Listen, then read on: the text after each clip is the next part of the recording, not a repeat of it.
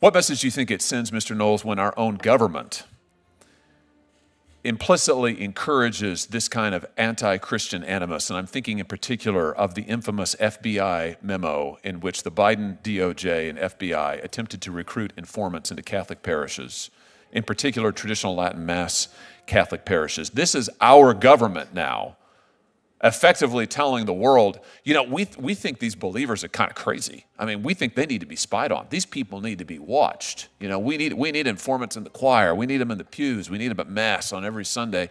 What kind of a message do you think that sends when our own government is attempting to spy on people of faith and put spies into pews in churches? 4 words, Senator. The message is, don't go to church. And coincidentally, I'm here today to testify about this event at the University of Pittsburgh when Antifa threw an explosive during one of my events.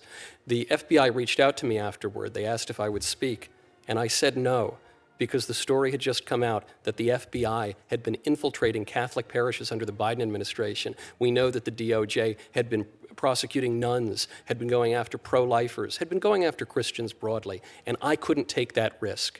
A damning fact about how our government has operated and the position of Christians in the United States. I just want to leave everybody in the room and watching this with one more picture of Mark Houck.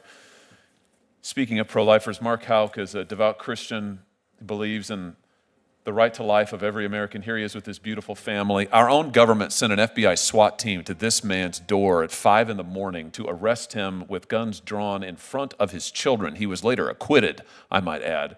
They charged him with ridiculous crimes that would amounted to essentially praying in front of an abortion clinic.